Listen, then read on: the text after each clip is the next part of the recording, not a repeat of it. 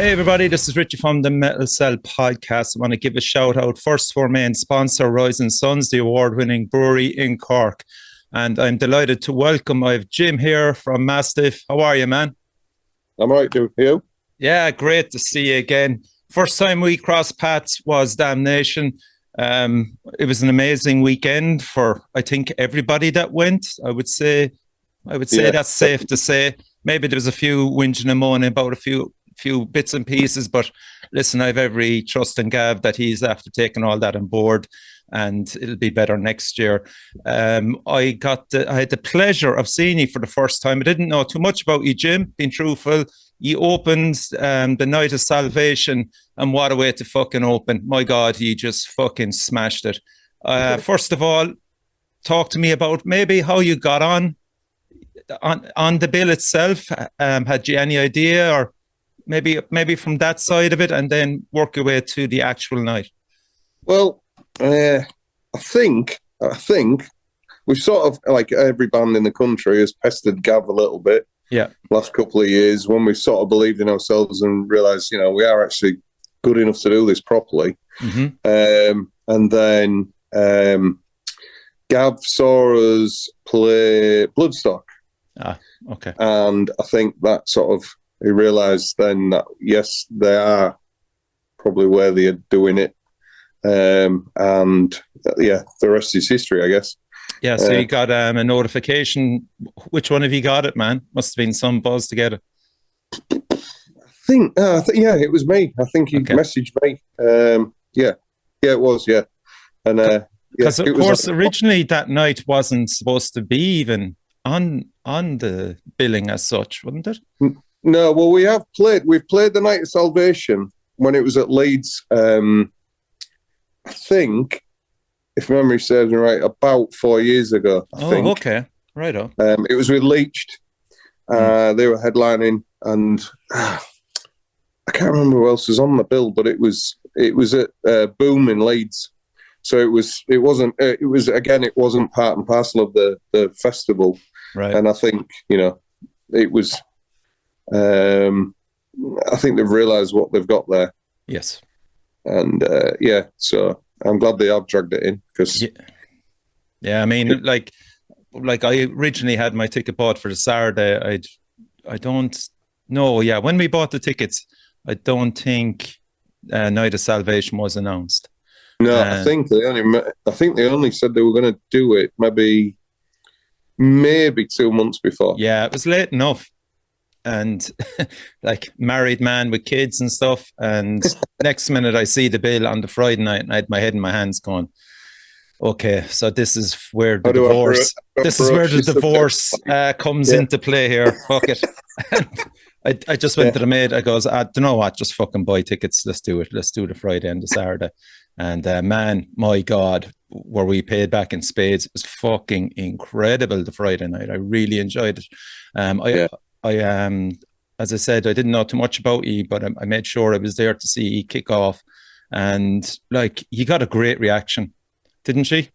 Yeah, we were like amazed at ourselves at how well it did go. You never know. 5:30 on a Friday night in Manchester's always going to be a busy city, but you never know. And not everybody's heard of us, but I think everybody seemed to take the risk, if you like, and it, as you said, it paid off for everybody. So it was a hell of a gig. That, like, in your own opinion, Jim, how important is it to have that experience of, like, I know you did a lot of touring this year, how important is that leading into a big festival like Damnation to be one of the opening acts? What's the kind of general consensus amongst yourselves as a band?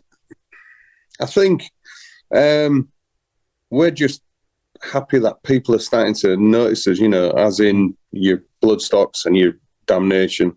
The touring wise, it helped us tremendously, because we were absolutely on fire. We were as practiced and well versed as we could be at that point. So it was a hell of a do for us. Everything just fell into place that night. Were you impressed as well with the setup? Yeah. I mean, we walked into the third room and was like, Jesus, that's massive. And someone shouted, no, you're in the next room. We walked in there, like, holy fuck. Brilliant. Yeah. And the stage as well. I mean, fucking hell. Like, is that probably is the same size as what you played. Is it in Sophie or is it similar enough? It's very similar. Very similar, guys. You don't really notice the size of a stage when you're on it. Well, man, you're patrolling that stage like a fucking pit bull. Like, I try to. I sometimes get lost and forget where I am, and things get wrapped around shit. Leads get wrapped around shit, and I'm stuck here for a bit. Yeah. And again, the sound, you were happy with it? Had you enough time to sound check, or was that all? We had. I think we were supposed to be one of the only bands to sound check. I think we lost the seat. Lost at sea. They got a sound check because they were. I presume they'd been most of the day there. But we got it. Got a good sound check, and then the only thing is our guitarist Phil. He's a teacher, and he couldn't leave work till whatever time. School kick-out time, so he had to shoot across the country. Oh man! And literally, the time between his job and the stage was an hour and a half. So we were like really cutting it fine at that point. So Jesus. He literally walked in, changed his trousers, and went on stage. I love it. That's just class. And you know what? He's probably for the better of it, because there's no fucking waiting around, no nerves or anything. Then you're just going straight for it. Yeah, exactly. Yeah. Well, the rest of us, I was half cut by the time we went on. So. Okay. And have you any kind of pre-gig rituals or anything like that, Jim? Do you talk to yourself? Do you go away from the lads, or how do you get yourself worked up for it? I have a couple of shots. Okay. Yeah, there's no real ritual other than like a few screams and shouts and stuff just to warm the vocals up and what have you, but nothing. I don't go hell for leather on warming up vocals and stuff. So probably, that's a bad thing on my point, I guess, because when we do tours, I'm like two dates in and I'm like, oh my God, my throat's hanging out. Yeah, of course. I mean, the way you deliver those vocals, man, it is taxing on the throat, I'd imagine, if it's like maybe 5 or 6 nights in a row. Yeah. But I mean, I think after the second night, normally about the third night in, the vocals either go one way or the other. They're like, okay, right, I get what you're doing now. Or they go, nah, that's it, shot now. So, You're not one for spooning honey down the throat, like, yeah? No, Benylin. I'll do like a bit of Benylin. Okay, cool.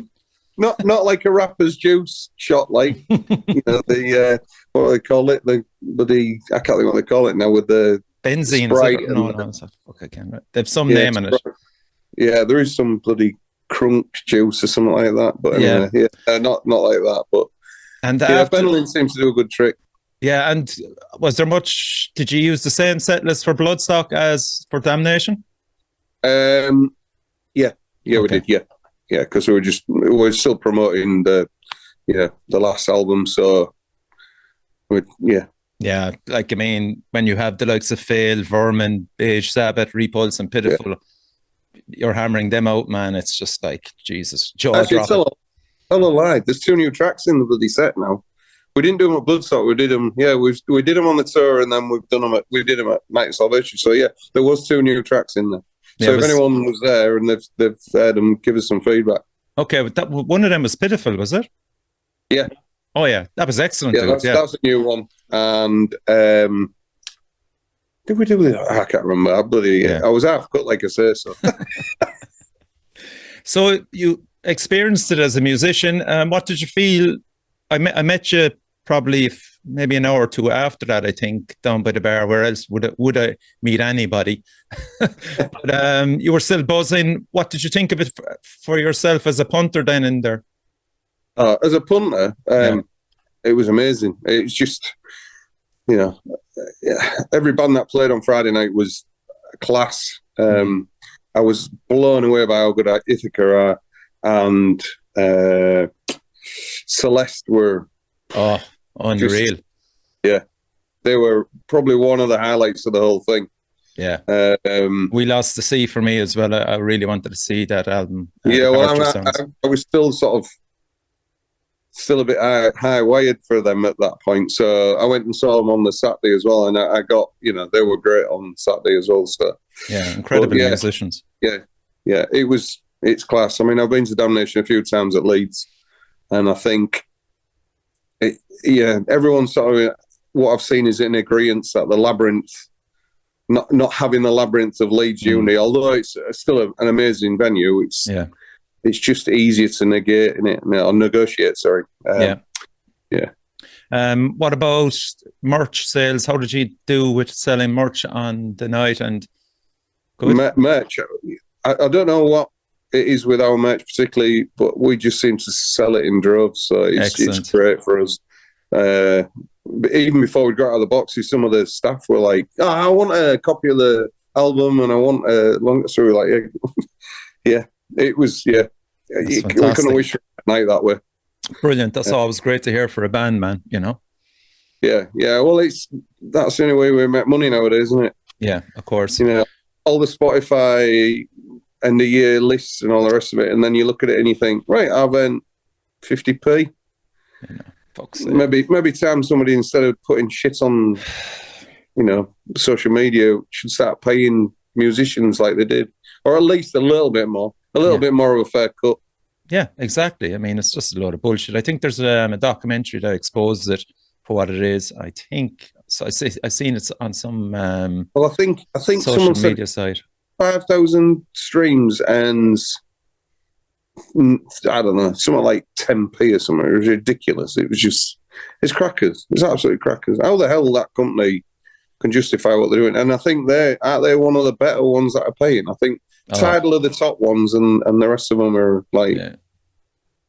Look, it's essentially free music what people are getting off bands. That's what it is, Jim. And you can't blame, everybody's the same.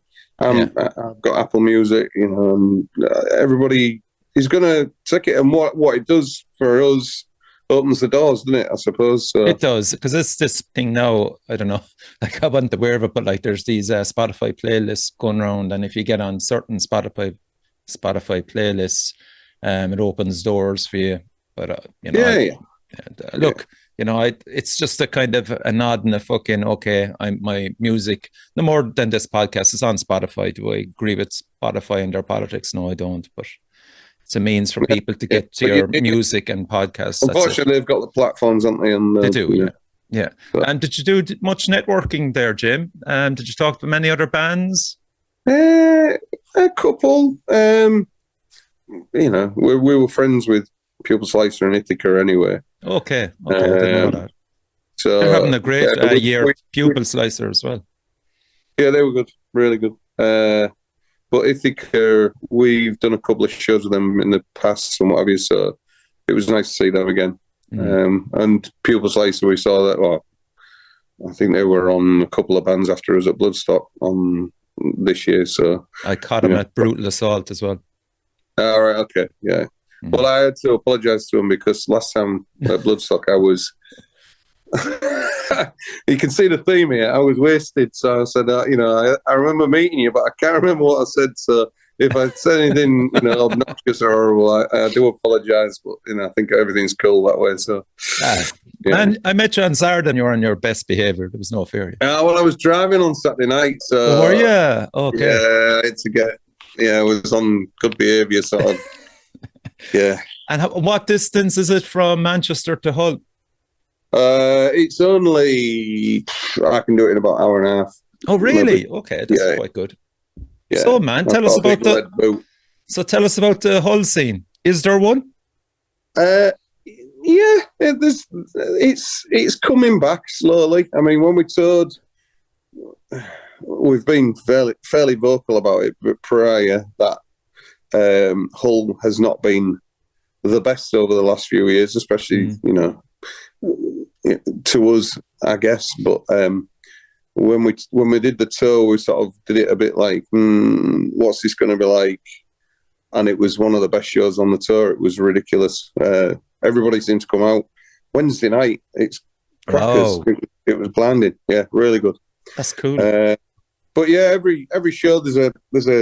So as I said to you earlier, I'm in my practice room here, but because we're doing some demoing, and there's a group of lads, I guess, who called it HNC, Hull Noise Collective, who for the last best part of 10 years have taken a risk on gigs and bands and stuff, and they've put them on, and they're blinding. They've always given us a fair crack of the whip and what have you. So yeah, it's great. That's all you can ask for. Way, yeah.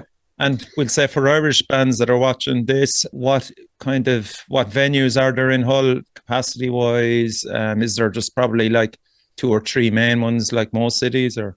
Yeah. There's there's O'Reilly's, which is like the sort of bigger venue.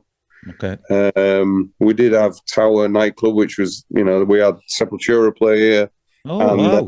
And Sick of It All and Napalm Death was supposed to be playing, and it was open for about a month and then shut.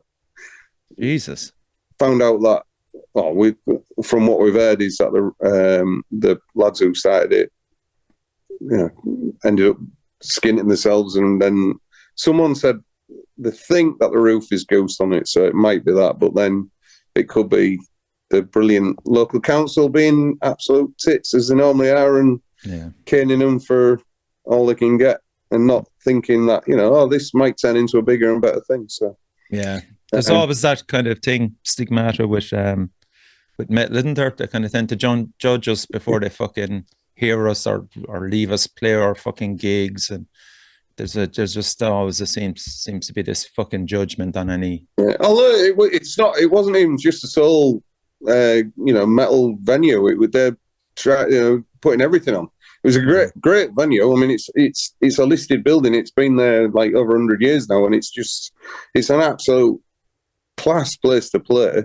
We've been lucky enough to play it a few times. And then in the new guys and the old when it was about years ago. But so kind of for touring acts, then, Jim, they mainly hit Leeds and Sheffield, really, is it?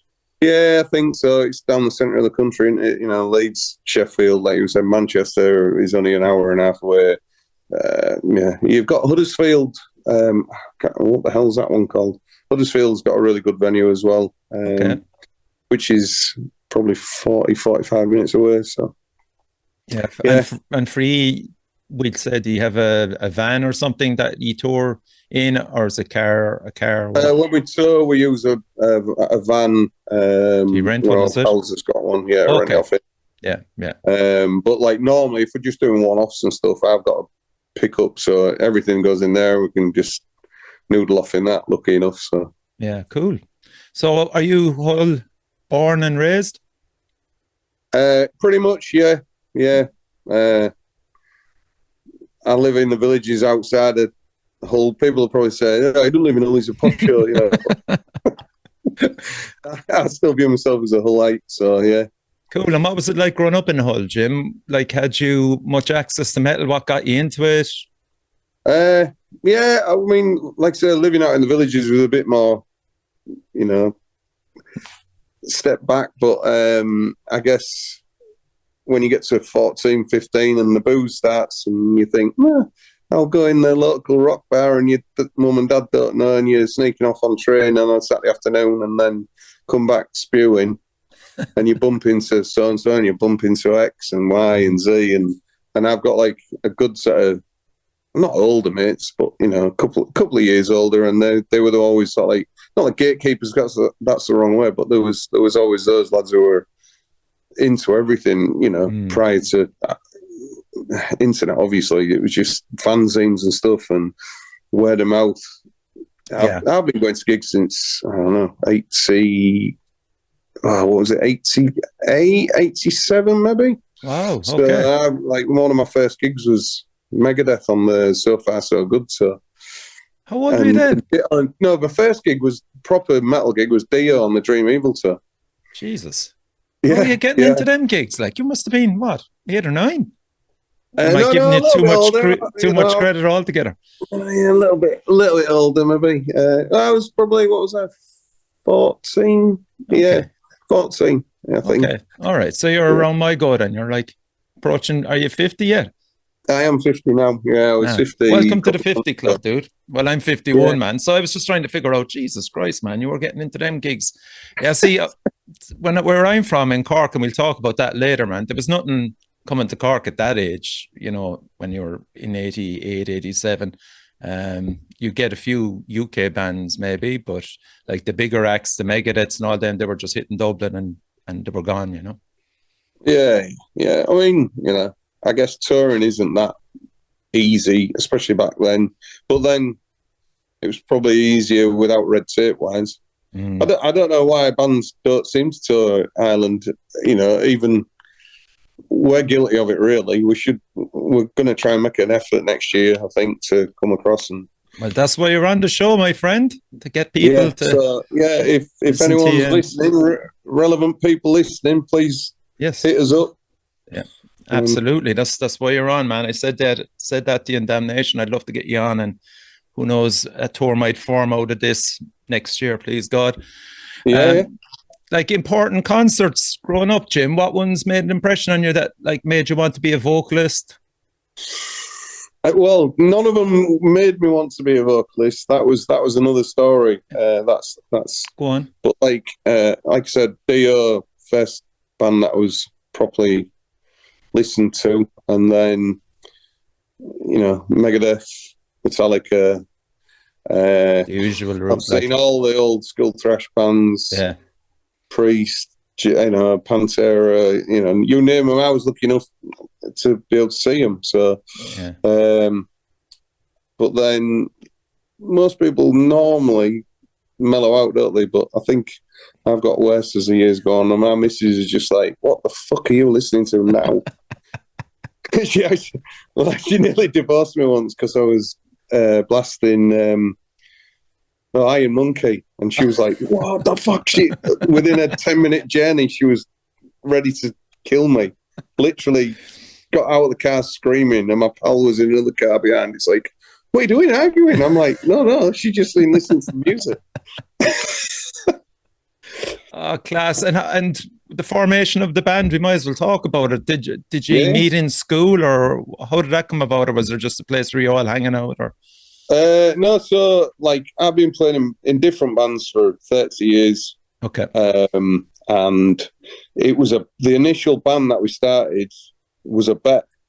So there was a load of us sat around a table in a pub. Someone said, "Oh, but you know," realised that there was a drummer and a guitarist and a bass player, and then another. You know, there was another lad who was doing vocals as well at the same time, and he was like, "Well, let's do 2 vocals. It's going to be easier. We don't have to write twice as much. You know, only have to write half as many lyrics." Yeah. So, and that's how it started. So, like within 2 months, we'd played our first gig at York, and had she settled on the name then? No. We've been through a lot of different guises. Okay. I think at the time we played that as Clubfoot with a K. Because the other vocalist was like a psychobilly. So Clubfoot was a psychobilly, I don't know, like a compilation album, I believe, I think. Jesus. And then, and then we changed the name to Vest. And we were Vest for years. Vest, V-E-S-T.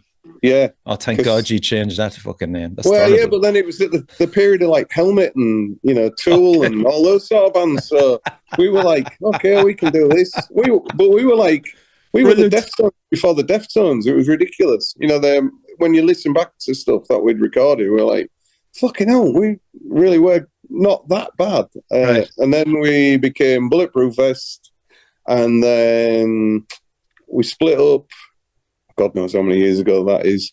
And we started another band, me and the bass player. And was Dan?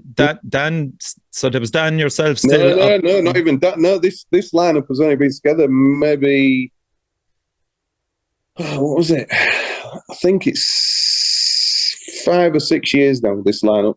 Oh, okay. Yeah. We've been through a lot of changes, but yeah, this lineup's been, like I say, about 5 or 6 years.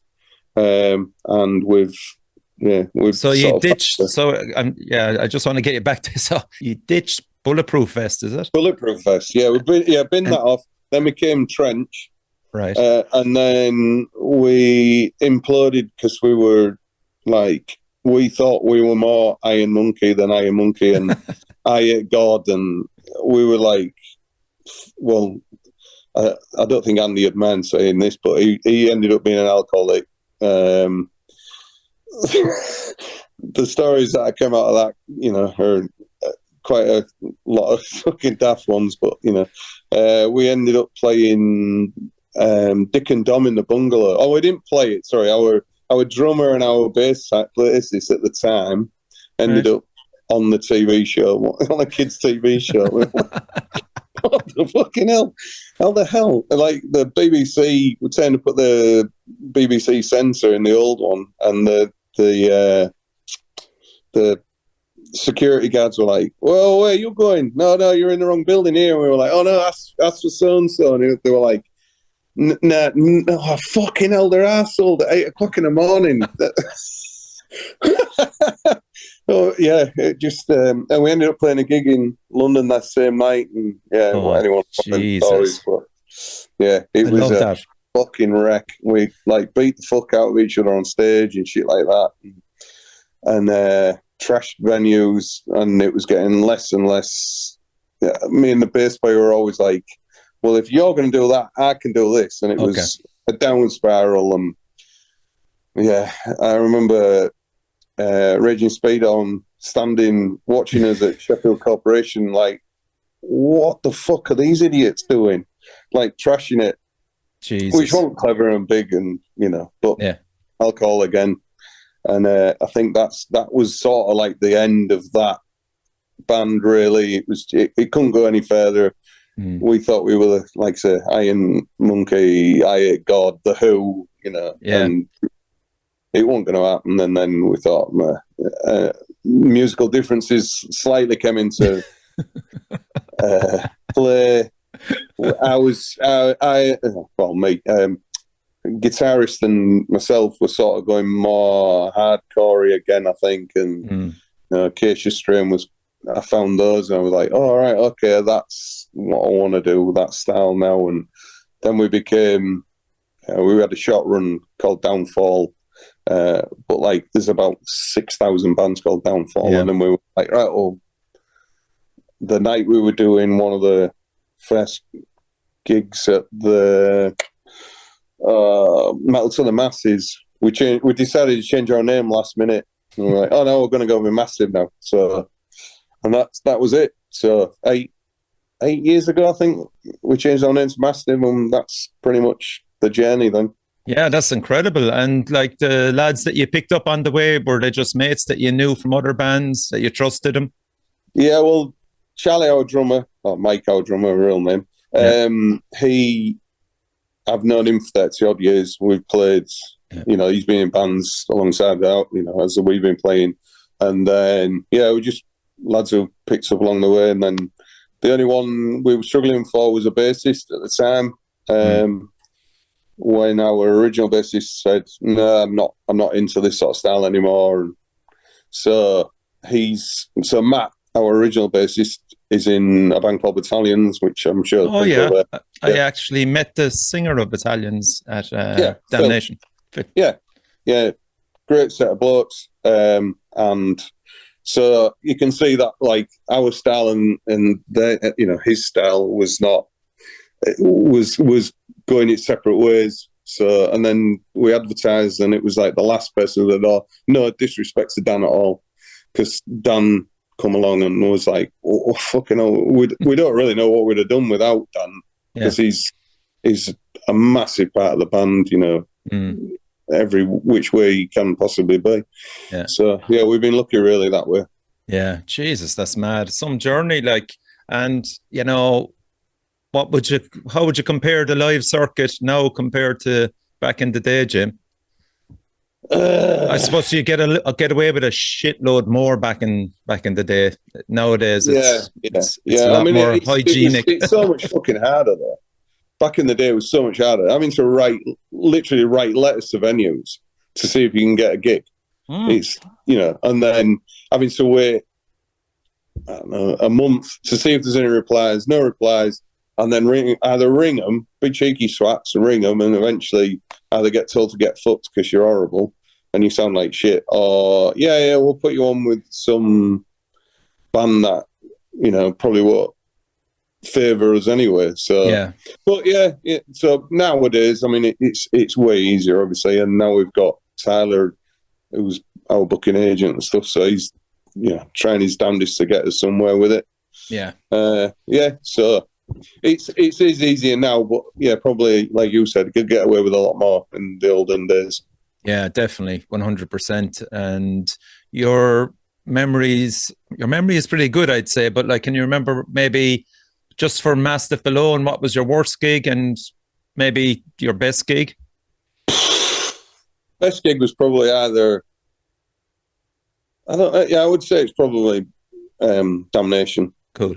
Nice to see you on most that. Most recent, best, most fun couple of days, everything involved. Worst gig, fucking hell. Has there been a few? There's been a couple, not just. Oh, there you go. I have remembered.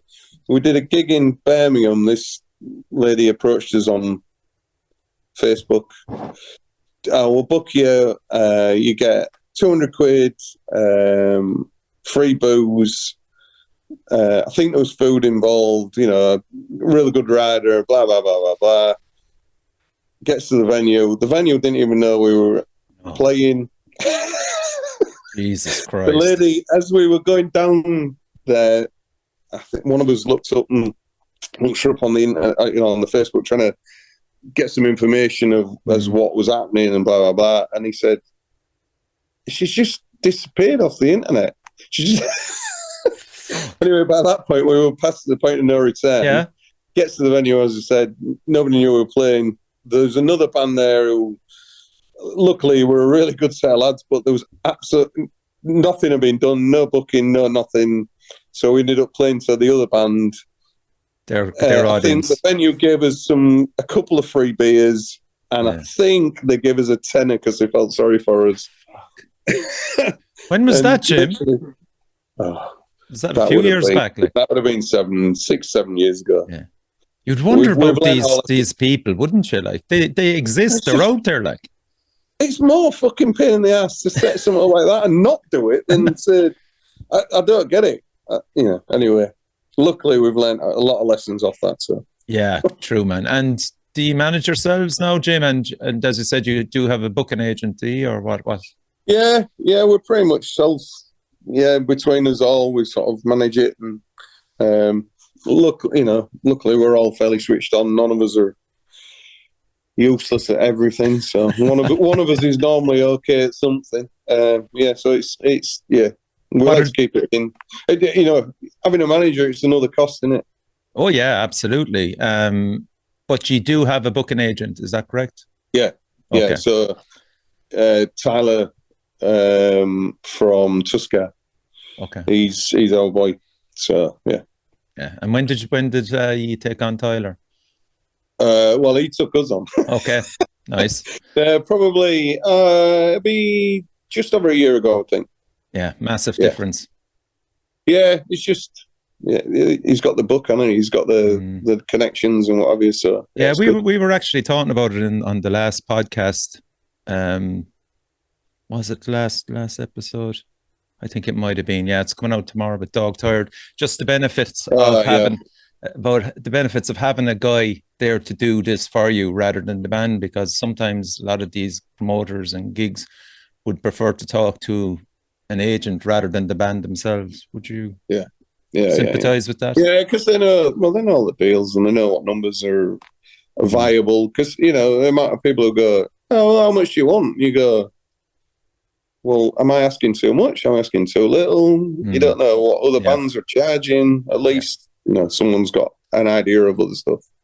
I mean, Dog Tired, they are an amazing band. I love them lot. They're just Luke and they're great. Love them. Did you meet Luke? We played with them loads. Oh, have you? It was Keith was at Damnation. That's right. yeah. And the Razor Sharp Death Blizzard lads as well. Yeah, Jamie and the lads. Our last Edinburgh gig was with them. Yeah. No way. Yeah. Class. Yeah. So I mean, we love Scotland. Of course you do. So our pal Tommy used to be in Tommy Concrete and the Werewolves. Oh, He's Tommy. Whatever the X. I can't remember the name now. That's ignorant. Sorry. So Tommy, he's a Hull lad. So he used to play in a band with our drummer. Okay. So that's, the connection there. And he moved up there and something, How I came across Tommy was he played on an album. He played on this soundtrack that Bailey Jr. did about suicide. I tell you, my fucking knowledge of the Scottish metal scene is just nuts. It really is. Because I love it, and they're so nice. I saw that Bailey was in. I've just seen. I know this is probably going to go out in a couple of weeks, so it's probably all done and dusted. But Bailey's in hospital. Certainly was yesterday. So correct. Yeah. Hopefully, he gets all sorted, and he's a lot better by the time this comes out. So big up to Bailey. I think he's got a hernia. I think. Oh, okay. That's what I saw on the update. Around in his backpack. He was. Did you get a chance to meet him, Jim? Did he take pictures of you while for Damnation? Yeah. He's. We've met, like I said, we met him a couple of times when we've been up there. I think not this. So the last. He was at the gig in Edinburgh last. Is that Bannerman's? Yes. Okay. That venue is just amazing. That's one of the best venues in the country. That wow, it's the whole thing, the flat, the lot. It's so good, that venue. An Irish Rob who does the. That's right, from The Exploited, yeah. Well, Rob. Well, first time I properly met Rob was with. Oh God. Oh, it'll come to me. I can't remember the bloody name of the stoner band. He is in a stoner band. Jesus, I wouldn't even have a guess. That is gonna do my head in now. But anyway, they were playing in Bannerman's. Is it when you met him there, or what? No. So no, he was. They played a gig in York. They were on tour, and that's going to tell me. Oh, Karma to Burn. He was in Karma to Burn. Oh, Karma to Burn. That's them. Yeah. Yeah. So I think, No, maybe I'd met him before then, actually, thinking about it. Yeah, because Tom was in The Exploited for a bit, and that's how we all became to know each other. Okay. Yeah. I had Rob on the show, probably episode number 50 or something like that. He was back in Kerry, and was this during lockdown? It was, yeah. He was resting up, man, and an absolute gent, and just again, there is not one knobhead in that music scene in Scotland. Every band, every fucking person, they're raging fucking alcoholics, but in the best way. In the best way. I don't think they'd tolerate knobheads, actually. They'd be called out fairly fast, man. Yeah, it's fucking class. I love it in Edinburgh. We've never had a shit gig there, ever. They're just fucking class. Yeah, and as I said, there's a fantastic relationship with the Irish and Scottish bands back and forth. Really is very positive, and it's something that I really want to get over and get to see Bannerman's. Ideally, I want to go to a gig in Glasgow, which I have planned. It's going to be Hell Ripper next year, and all right, okay. And I'm looking at Red Crust maybe to get over to see that as well, the Red Crust Festival. So yeah. We've played a couple of times in Glasgow, but when you've got mates who are in a city and in Edinburgh, and they're just sort of like, you always favour what.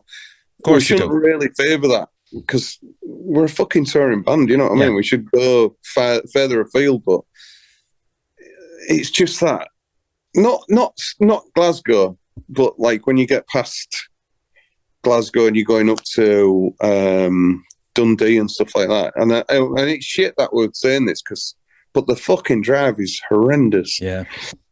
Yeah. The first time we ever played, there's a good story. So the first time we ever played Glasgow, we were in Vest, and we drove up there, and we get to the venue, and it was called the Rat Trap. I think that was on, fucking hell, Taggart. Some dickhead got killed in it somewhere. But as we turned up, sprayed on the end of the building was English cunts, fuck off. We were like, oh, great, this is going to go down great, this. Yeah, there's a picture of it somewhere. Anyway, we literally played the gig, got bollocks for asking for the heating on because it was so fucking cold. We really went down an absolute storm there. Fucking hell. Got back in the van and literally come home. We were like, oh, fucking, like that was 6 hours drive both ways. Fuck that. Jesus Christ almighty. Yeah, got home at whatever time in the morning. And my gaffer, I turned up at work and my gaffer went, nah, fuck off. Go back to bed now. Luckily, he was a mate. He was just like, you're not working today. Go to fucking bed. Yeah. We love these guys. They understand. Just by the look of you, they understand. I've one of them as well. Yeah, he's a good mate of mine, the old gaffer, but he's like an old punker and like fucking into drugs and shit. Yeah, he was just like, nah, you're not fucking playing. I appreciate you trying to come in and work, but nah, fuck off. I have a great one there in relation to mileage. I had a band on, shout out to Finbar, from Broken Neck. They're in Inverness. Right. And they played a gig down in Portsmouth. Fuck that. Get fucked. Yeah. Fucking hell, you look at some of the tour bookings, you're like, who's booked that? But then they're only American bands. And so the American bands don't blink an eye at miles, do they? They're like, no, they don't. No. They'd fucking blink miles driving around Scotland, they'd say, on the roads. Yeah, B roads everywhere. What the fuck? Going to a main city? No, you're going down a B road here. And it just opens up the last few miles to them motorways, yeah. Oh, it's classic, man. So you're working on new material, Jim, at the moment, are you? Yeah. That's like great news. The boys are in literally 50 foot that way. Demoing in the studio now, so I've then got to the horrible process of starting to write lyrics or put lyrics to it. I've got some stuff, but I struggle with the last album because so we did an album called Plague, and long story short, I'd been through a lot of trauma and shit and what have you, and I had an absolute abundance of shit to say. Yeah, and then used it all up, I think, and not because I don't want to repeat. I could stick to the same shit and repeat it and repeat and repeat, but I've dealt with that. And then, so the last album, "Leave Me the Ashes," was a little harder for me to write, and then this one is like, fuck, because we're not a political band particularly. We've always said we're not political. Okay, not that we don't have a view, but yeah. I don't want to go down that Dave Mustaine road where, I've just said something really stupid and then having to go back on myself. So yeah, that's fair enough. We try to stay not impartial, but there's certain things that just open itself up easily. But I struggle with doing lyrics or opening myself up to start writing stuff because once I go down that road, they're always negative. And it drags me down into a fucking shithole of a mindset and families and stuff don't understand that particularly. They're like, oh yeah, look, my 11-year-old daughter, great daddy, what we're doing now? Hang on, I've just been singing about been through the mill, trying to put my head in this mindset and then come out of it, and it's not it's not the best place to be. So, and as a lyrical poet, we'll say, like, do you find it even harder again if you're really happy to write lyrics? Because you're further away from, of course, that negativity. Yeah. And I'm not. I don't think I'm a miserable fucker all the time. I'm sure my wife would maybe disagree with me. Well, you do put it across the moniker "a miserable band from a miserable city." Yeah. Well, but that is, But then, like, as you've seen as a Damnation and most, if other people have seen us before, we consider ourselves as a party band. We're not. Yeah. Although what I'm singing about is fucking miserable, horrible shit. what's the point in fucking being miserable whilst you're singing it? We're here to enjoy ourselves. Yeah. You know, you see, when we played Incineration Fest last year in London, right? And this is nothing negative against black metal bands or death metal bands or all the rest of it, but the corpse paint thing, when you play in small venues and like you're from, I don't know, Cambridge or wherever, I'm just picking some, but they're all fucking mega serious about putting corpse paint on and playing and we come on. We come on to Living on a Prayer by Bon Jovi just for a laugh. You know, it's like, here we go, we're away. We take ourselves with a pinch of salt. Yeah. We can't, you know, you can't fucking live in a negativity. Just enjoy yourself whilst you play music. Yeah. That's all right. But I think the only people that will probably judge you on that is neutrals more so than the fans that are expecting it to come on. I certainly was a neutral going in to see, but I knew Avi. And I was just carried away in it straight away because, I mean, you're looking at the singer and he's fucking so into it. You can see the passion. He's involving the crowd. He's bringing the crowd in. The band are going fucking mental as well. Like, that's all you want as a punter to see that. You know, it's an interaction between the fans and the band. So, you know, fuck off, man, if you're going to be a miserable cunt the whole time, like, you know. Exactly. Yeah, that's it.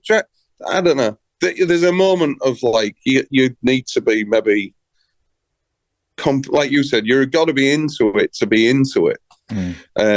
You know, with the death metal ideas and all the rest of it, and the black metal bands, and I couldn't do it. It's too serious because, you know, at the end of the day, they're going to take that makeup off. And they're not going to go dance around in the fucking woods, are they?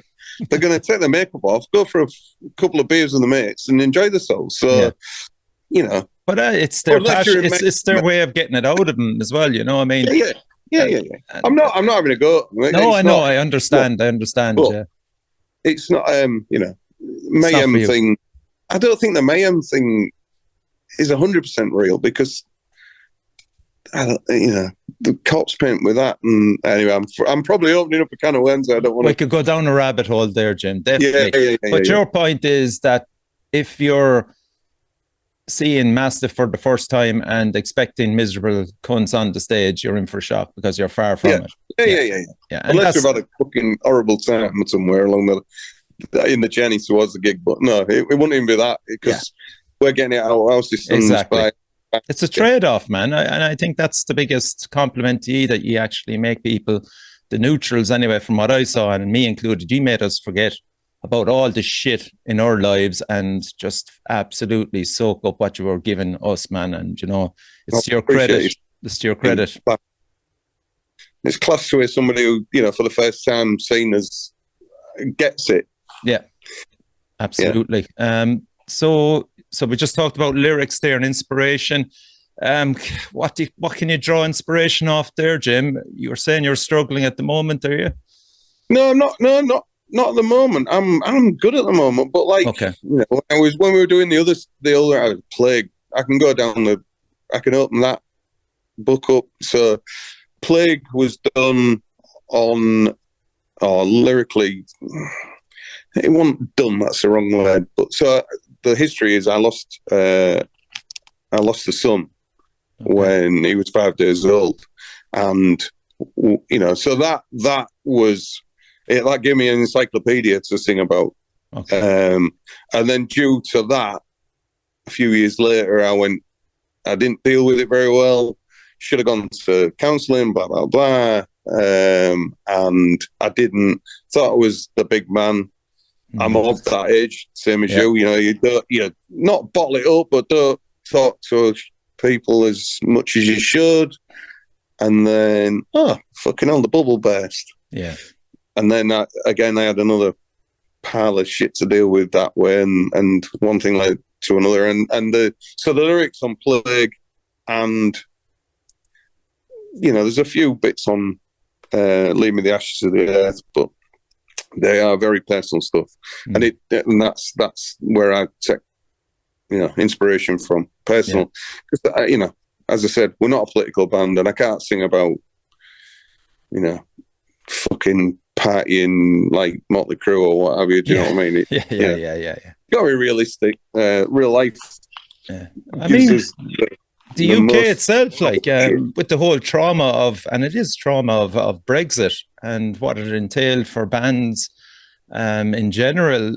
I mean, there's not a lot of fucking happiness going around England in general in relation to trying to get a fucking European tour and the fucking hassle that bring with you as well. And, down to merch, bringing it across as well. And also the likes of me trying to buy merch off you and getting a fucking bill of a duty, a tax, everything on a t-shirt. It's fucking mental.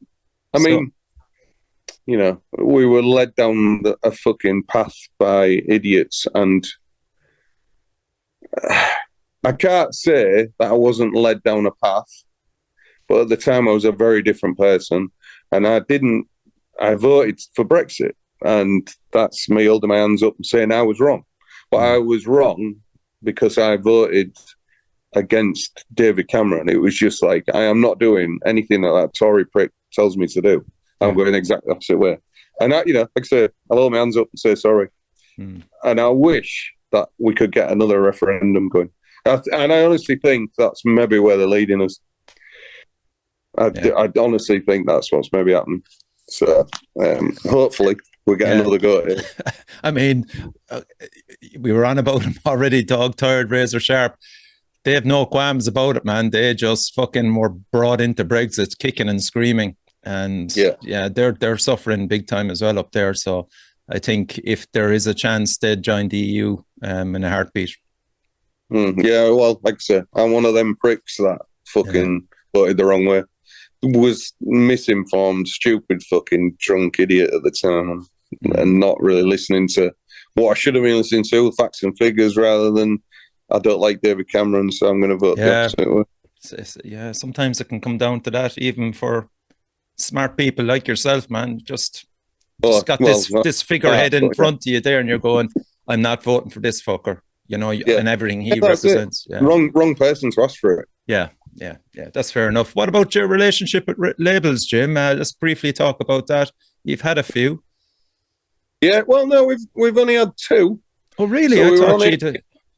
APF were Andy, Mr. Field, Satan, whatever you want to call him, fucking took a risk, and hopefully you would say it paid off massively for him.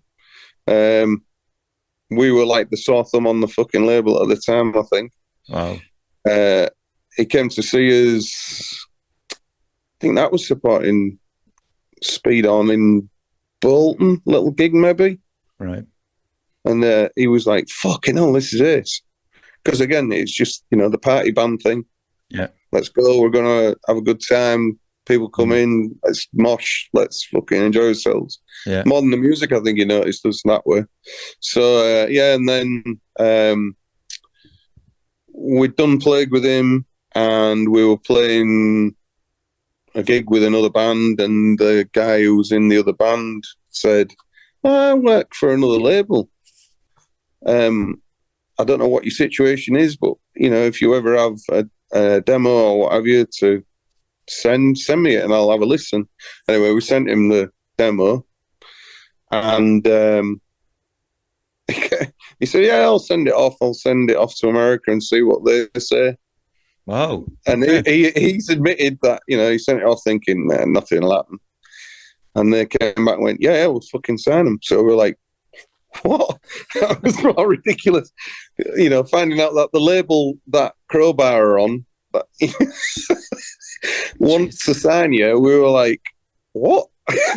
What songs did you send on that demo? Was it off the last album? No, the album was done. Oh, was the album done? Okay. Yeah, it was done and dusted. We'd recorded, going back into another story then, or going into another story. Yeah, go on.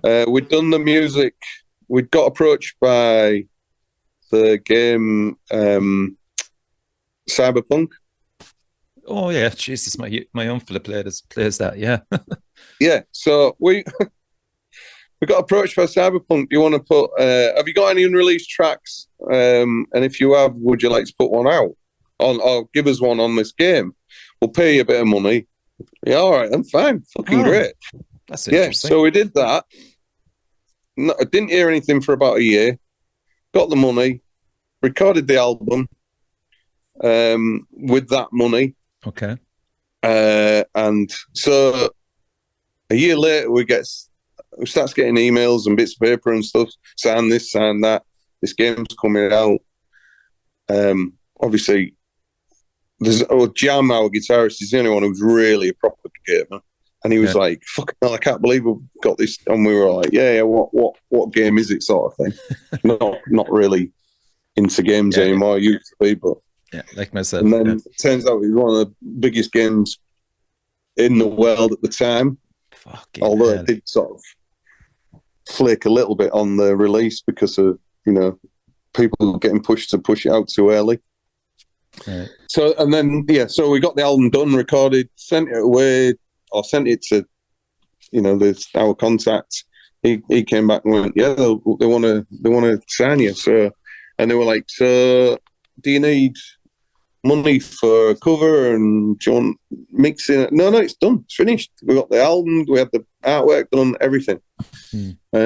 So they were like, this is the easiest fucking release we've done in about 10 years. So, that's cool. That was how that came up. What was the deal with APF, Jim? Was it just a one album at a time deal, or what? Yeah. He doesn't. Obviously, he doesn't know how well bands are going to sell, and obviously, again, it's a case of, all right, it's not a massive amount of money, but it is to somebody who is running a label on their own. There's no,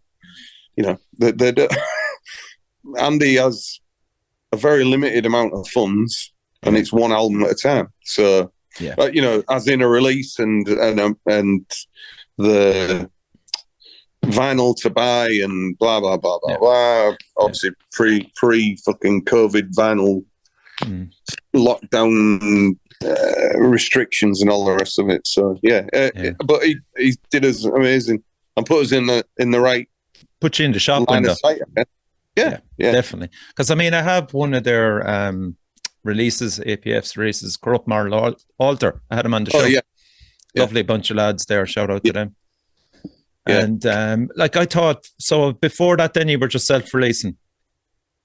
We'd done one mini album, I don't know, EP, mini album, whatever. We did one of those called Rank, which is a different thing completely. It was more of a, like I say, it was more of the, not stoner, more doomy, I Hate God sort of style stuff. And, so, we have changed quite dramatically. Yeah, again, what about your relationship with the music press? They seem to have really got on board with your last release, which is fantastic. Well, I guess it's the bigger label opens bigger doors, I guess. So correct, we seem to have a fairly decent relationship with the press. Although Kerrang couldn't find space in their digital platform to review the album when it came out. Interesting. Don't get that. Yeah. But I'm sure there's reasons for it, and Kerrang isn't the same as it was, man. Anyway, no, that's my own opinion. He's still nice to get in those, of course, publications. And it's age thing again. Kerrang on it. It was only ever Kerrang and Metal Hammer for us. Yeah. And then maybe now and again, what was that American one? RIP, was it? Raw? Okay. Yeah, that was it, Raw. Yeah, that was, Yeah, so there was a few of them sort of things. But yeah, Kerrang was always the one. And, it still holds a little bit of a thing for me. So Yeah, absolutely. So look, come here. What about that you have a Cork story?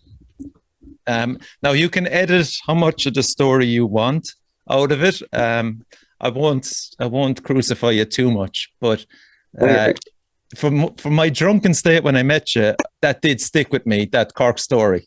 So So is it the one? I can't remember The exactly wedding, which isn't it? one. But there is two, but the is one it? that I'm thinking is about the river. Yeah. So yeah, we'd gone to a wedding. A pal of ours who, come to my brother's wedding. As people from Corker, like yourself, Sound. just good out for a good time. Yeah. So come to my brother's wedding. Are you sure? Yeah, come to my brother's wedding. You can stop at my mum and dad's house and blah, blah, blah, blah, blah. So I ended up at this kid's house, mum and dad's house. Right, we're going out. Okay. And his dad grabbed us and said, you can only go on whatever side of the river it was. Why? What's side. that? What's that about?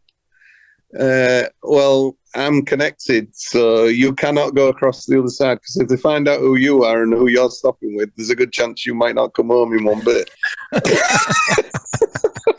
And then, so the other bit was, I don't know if I told you this, so the lad who we went with as well, my pal, my English pal, there was two of us who went, obviously.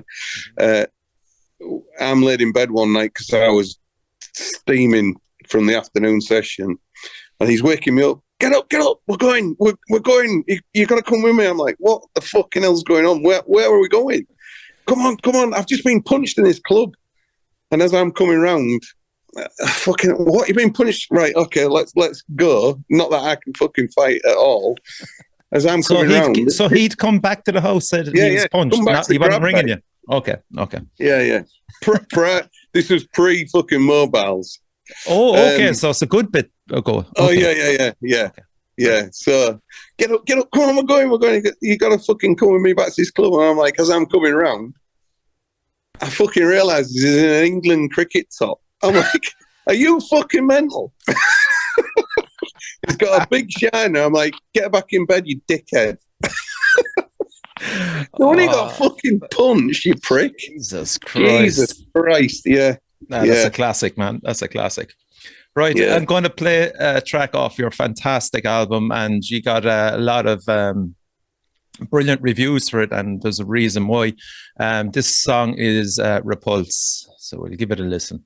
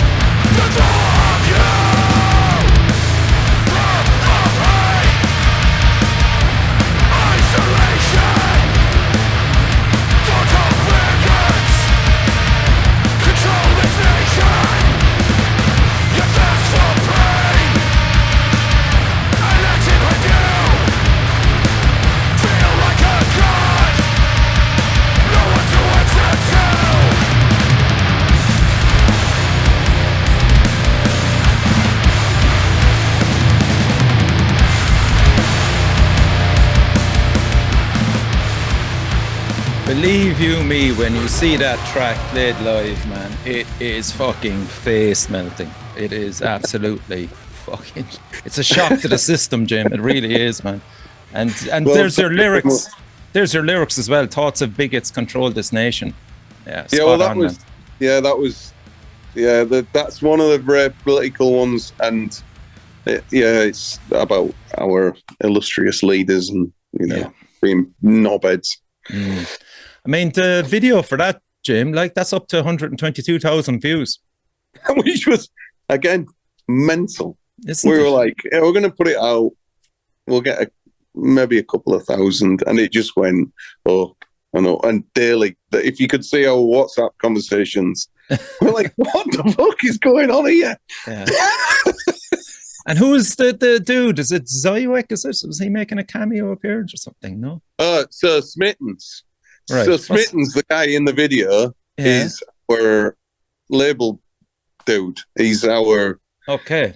Yeah. So we get on with him really, really well. And he was like, he's a party boy again. He's in a band called Caligram. Okay. So he was like, I'll come up. I'll come and get pissed. So he's in that. And Field is in Midnight Creeper, is it? He's the copper. Yeah, he might be. He's in Midnight Creeper. He's the copper at the end of it. Class. Yeah. So we rounded it all up. You know, everybody met everybody. Everyone was cool, and so yeah, it was nice that way. Great couple of days doing them. And who was doing the video itself? Any of you? So it's a guy called Stuart. So the guy who filmed it all was a guy called Stuart Baxter. Oh, okay. He's in a band called Life, right. Which are a fairly big sort of indie band from Hull. But yeah, I mean, he was absolutely brilliant. Just knew what we wanted and knew how to get what he wanted as well. And, everything was great. Just great. Yeah, it's great, man. And what was it? Another video, Endless as well. 116,000 views, man. Mental. Yeah, well, it's just crackers. But I think, Endless and Repulsor, like massive viewing figures. And then for some reason, Midnight Creeper just never sort of caught on, even though it's like the end of Repulse. It's weird, isn't it? Yeah, it's obviously some fucking algorithm somewhere. Algorithm, there you go, man. And the title, Jim, Just Leave Me the Ashes of the Earth, did you come up with that yourself, yeah? Or where did it come from? No, that is, so we were watching an interview with Oliver Reed, and he says it in it, and we were like, fucking hell, that is absolutely blinding. We're nicking that. So we think presumably it's an old English, or somewhere along the line someone said it somewhere before him, but yeah, it sums up everything, that really. Yeah, it does, man. So listen, man, thanks for taking the time to come on the show, Jim. Much appreciated. Thank you for letting me come on. It's great to meet new people and talk utter bollocks with people who get what utter bollocks should be talked about. Exactly, man. This is what it's about, man. And you know what? Fingers crossed, I'm going to be making a few shout outs on my side to try and get you across to this side, maybe even on a tour swap with another band. Who knows? We'll try and figure something out.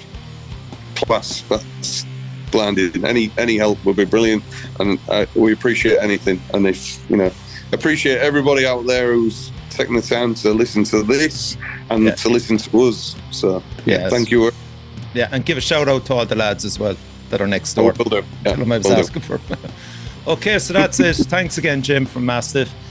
Crucially, and that's the most important thing about this show, is support your local metal scene.